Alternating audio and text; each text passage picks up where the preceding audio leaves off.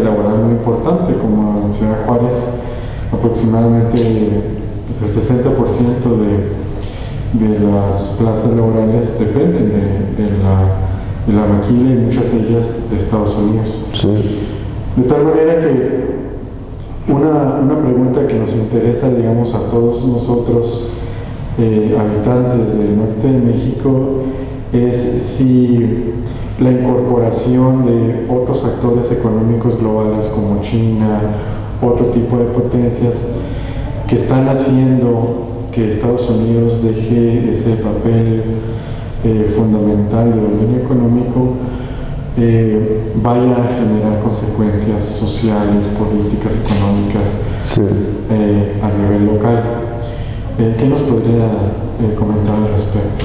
No, esa también es otra cuestión fundamental, ¿no? No sé a dónde yo leí, pero me pareció que era muy correcto. Alguien que decía que México es un país exportador de fuerza de trabajo barata en dos sentidos. Primero, porque por la migración, ¿no? Entonces, los trabajadores mexicanos migrantes en Estados Unidos, como todos los trabajadores migrantes, son los más vulnerables, son los más explotados, los que menos ganan. Y después, por la presencia de las compañías americanas en territorio mexicano, usando también la fuerza de trabajo barata mexicana. Entonces, afuera o adentro, digamos que esto caracteriza la inserción de México en esta economía internacional. Claro, estamos en este momento en las difíciles renegociaciones del NAFTA. Y ahí vamos a ver lo que va a pasar. No es una coyuntura con relación a la élite en el poder en Estados Unidos muy positiva ni para el Estado mexicano ni para el pueblo mexicano.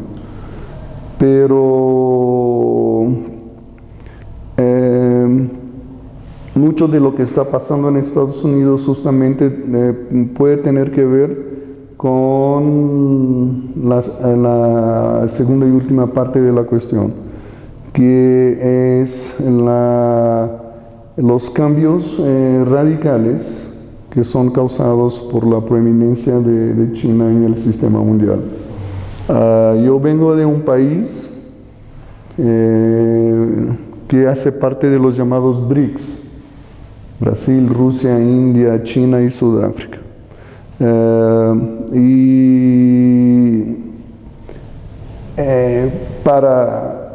Es una cosa que hace unos 5 años más o menos, o 6, que hubo un cambio muy importante en el comercio exterior brasileño, que siempre el primer socio brasileño siempre fue Estados Unidos, y pasó a ser China, ¿no? Entonces Brasil hoy es un país China dependiente. Entonces allá nosotros ya sabemos. Aquí en México no se sabe tanto por el NAFTA. El NAFTA más o menos crea un paraguas y un colchón, ¿no?, que genera otra dinámica para la economía dependiente mexicana. Pero en Brasil no. No solo en Brasil, pero en otros países de América del Sur, de África, la presencia de lo que podría ser llamado un imperialismo chino ya es muy clara, ¿no? Por su capacidad económica, su capacidad tecnológica, su capacidad científica y su capacidad política. China es un gigante, ¿no?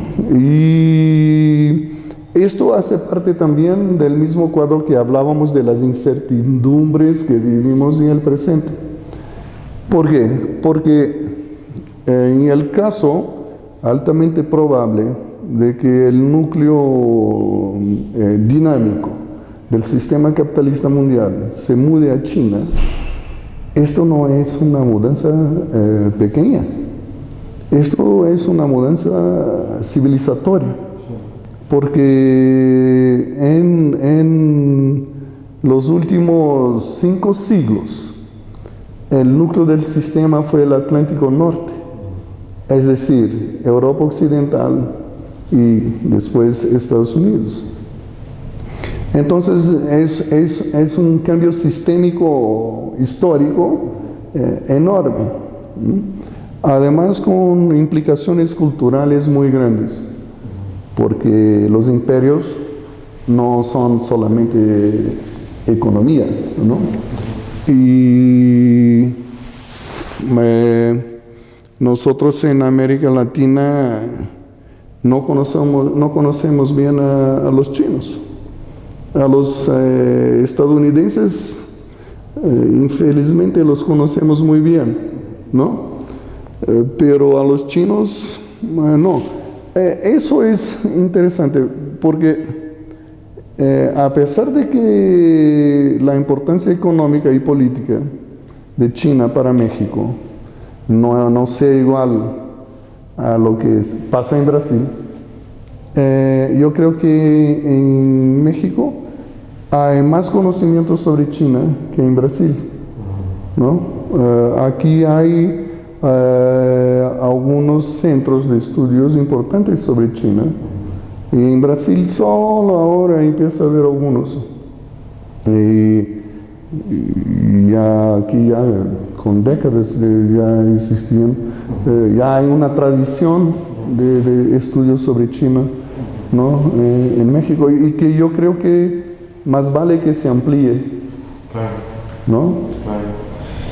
Muy bien. Y siguiendo con este tema de Estados Unidos, y usted mencionaba a Donald Trump, ¿usted cree que estas políticas de la administración de Donald Trump vaya a tener modificaciones tal vez no en los patrones de poder global, pero sí en ciertas dinámicas de articulación? Estoy pensando, por ejemplo, como pareciera que la idea precisamente de fortalecer tratados de libre comercio en el globo se está perdiendo. Una idea que antes pues era un dominante, digamos, dentro del paradigma económico global, generar más intercambio de recursos, de mercancías, eliminar las restricciones, y pareciera que por lo menos este personaje pues no apuesta a esa libertad, digamos, de comercio, a esa amplitud, sino más bien a una especie de proteccionismo doméstico, donde Estados Unidos es primero. ¿Es realmente una ruptura o es una continuidad del modelo económico y la hegemonía de Estados Unidos?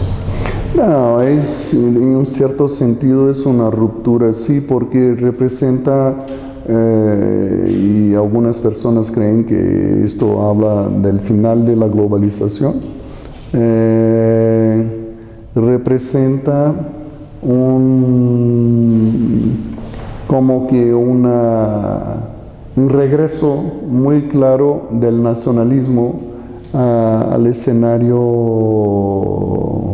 de la política económica también, ¿no? Pero entonces, por un lado, sí parece, ¿no? Pero eso tiene mucho que ver con las dinámicas de la política electoral norteamericana. ¿Quién sabe qué va a pasar de aquí a 4 años, 8 años?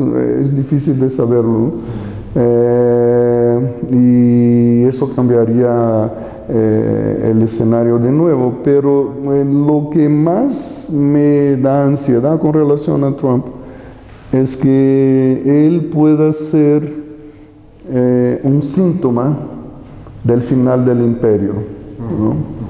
Pues si es esto, pues que tú sabes, cuando uno estudia imperios, y hubo muchos en la historia de la humanidad, cuando ellos empiezan a desaparecer o a tener su poder achicado,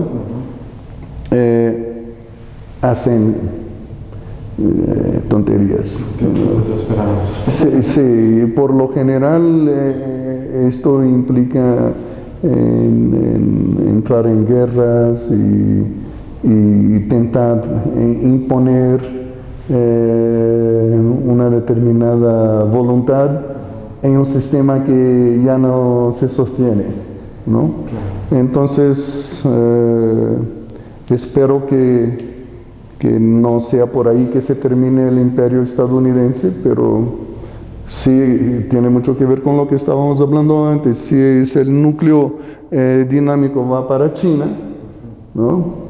Algo va a pasar con este lado de aquí, ¿no? Claro. Entonces, y claro, la intelectualidad tanto de derecha como de izquierda en Estados Unidos es sofisticada. Mucha gente ya más o menos debe estar dándose cuenta de que esta es una probabilidad. Claro.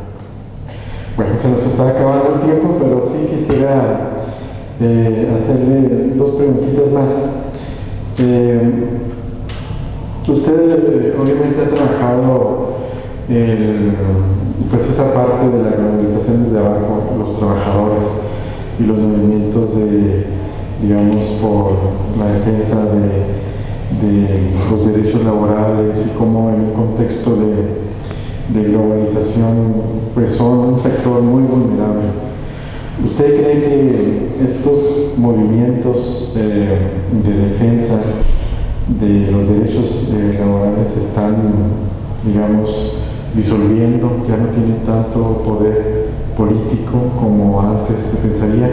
Estoy, por ejemplo, haciendo referencia a cómo aquí en México los sindicatos se han satanizado, se han vuelto como un organismo que genera mucho más problemas de corrupción, es casi símbolo de corrupción, más que una defensa, digamos, de las condiciones laborales. ¿Usted qué piensa al respecto? Hay una crisis de la vida sindical en todo el mundo, pero yo creo que esta crisis también se debe en gran medida al avance del capitalismo neoliberal, ¿no? Y a las mudanzas que ha impuesto a través de las élites políticas que trabajan para ellos en la relación entre capital y trabajo. Entonces, hoy día los sindicatos, esto empezó con Thatcher en Inglaterra, ¿no? Su lucha contra el sindicato de los mineros, famosa. Y hoy día los sindicatos tienen mucho menos poder de lo que tuvieron antes, porque las propias legislaciones han favorecido mucho más a los empresarios que a los trabajadores.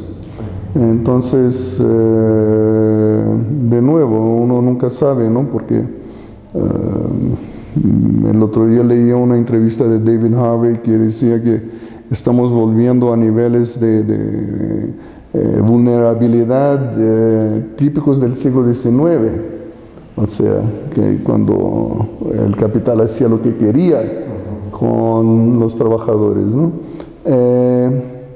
Pero ¿a qué ha llevado ese tipo de vulnerabilidad, ¿no? A una era de revoluciones. Pues la gente en algún momento se va a movilizar y decir, oiga, nosotros no queremos esto, ¿no? ¿Ustedes qué se creen? Viven ahí en un mundo aparte que parece que están en un sueño hollywoodiano de ficción científica y nosotros aquí no tenemos dinero para comer ni dar comida para nuestros hijos.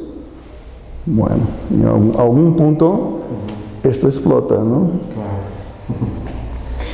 Muy bien. Y por último, pues quería aprovechar también la ocasión para pedirle su opinión sobre pues, una de las, digamos, tendencias tal vez dentro de la antropología que se enmarcan dentro de lo que se le ha llamado el giro ontológico.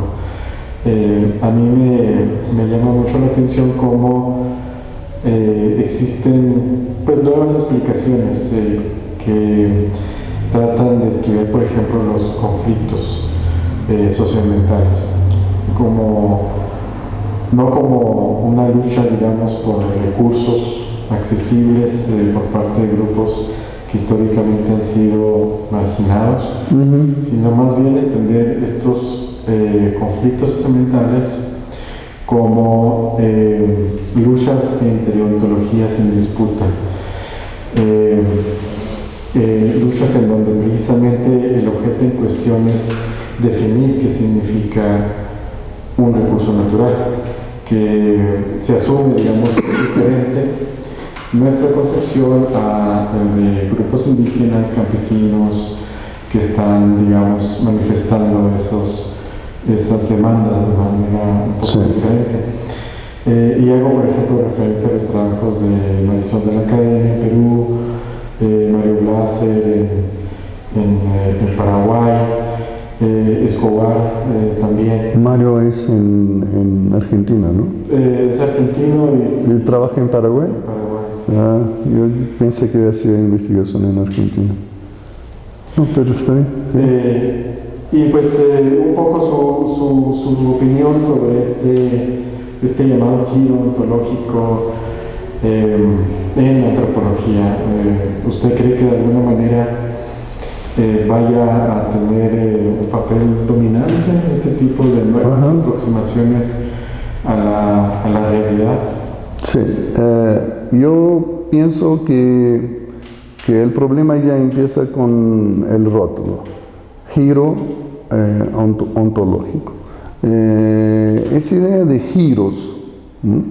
Es una idea de modas sucesivas, que entonces da la impresión de todo lo que vino antes estaba equivocado, porque ahora hay un nuevo giro. Y si nosotros nos vamos, no vamos en dirección a este giro, no vimos la luz. Esto ya es un gran error, ¿no? Entonces, pensar la historia de cualquier disciplina, no solamente la nuestra, en términos de giro esto, giro aquel, giro no sé qué, es, digamos, una manera de mantener la novedad como la diosa de la academia, ¿no? Y es un poco fútil también. Se dice eso en español. Sí, sí. Como superficial, ¿no? Porque evidentemente que todo lo que se hizo antes no se puede echar a la basura. La otra cosa es entonces lo ontológico, ¿no? Ya es una palabra que apunta más a la filosofía que a otra cosa. Yo no tengo nada en contra de eso, pero yo nunca me defino y nunca me voy a definir como filósofo, como alguien que sabe filosofía. Yo soy antropólogo, soy cientista social, no tengo ninguna pretensión de manejar filosofía como un filósofo debe de tener, ¿no? Entonces creo que ahí ya... yo creo que los jóvenes también deben de ver esto como parte, digamos, de las luchas internas del campo académico para establecer poder de determinadas redes, ¿no? Prestigio personal y de un determinado grupo que entonces se consolida como los que realmente saben la disciplina y para dónde ella tiene que ir. Esto me parece muy pequeño, no es un proyecto inclusivo, es un proyecto exclusivo. O ustedes piensan como yo pienso, o ustedes no entendieron nada, o no son antropólogos. Entonces, lo siento, pero yo no consigo pensar así. Además, yo creo que, digamos, sustantivamente lo que está en juego es una cierta falta de comprensión sobre el fetichismo de la mercancía, ¿no? Hace falta releer el primer capítulo del Capital con estas cuestiones en la cabeza, para ver lo que Marx dice. Hace falta releer el libro de Alfred Schmidt, La concepción de naturaleza en Marx, que es el mejor libro sobre el asunto que yo conozco, donde queda clara la idea de una naturaleza, porque siempre es entre comillas, ¿no? Claro que naturaleza es una cosa y Pachamama es otra, ¿no? Esto es obvio para un antropólogo, ¿no? Que es una manera de llamar determinadas áreas del medio ambiente, determinados tipos de interacciones, ¿no?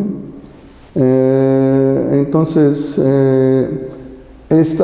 nosotros vivimos en un mundo en donde la destrucción de la naturaleza es un hecho. La aceleración progresiva de la destrucción de la naturaleza desde el siglo XIX con la revolución industrial llevó a lo que los geólogos llaman de antropoceno, o sea, reconocer que el Homo sapiens es una fuerza de cambio a nivel planetario, y la mala noticia es que no es un cambio positivo, es un cambio negativo. Entonces, todo eso, el fetiche de la mercancía, porque todo hoy es mercancía, lo virtual es mercancía, la cadena de la vida es mercancía, solo todavía no consiguieron transformar el aire en mercancía, ¿no? Todavía, quién sabe, en la Ciudad de México un día vas a tener que comprar una botella de aire puro de aquí de Chihuahua, ¿no? Para poder respirar bien, ¿no? Entonces nos quedamos frente a fuerzas muy grandes en donde parece que todo es fetiche, todo es mercancía, que es lo que el capitalismo hace y quiere siempre hacer, transformar nuevas cosas en mercancías para poder de ahí sacar valor. O entonces una otra salida, que es encontrar un mundo sacralizado, o mejor dicho, resacralizado, en donde las cosas tienen su propia vida y su propia agencia, ¿no? Eso es lo que yo llamo de hiperfetichismo, y del otro lado hiperanimismo, que yo diría que es el animismo de los modernos, ¿no? Que es lo que viene, me parece, con ese tipo de interpretación. Muy bien, pues muchas gracias, se nos ha acabado el tiempo. Queremos agradecerle la presencia del doctor Gustavo Ribeiro por esta entrevista. Gracias a ti, Juan, por las preguntas tan estimulantes.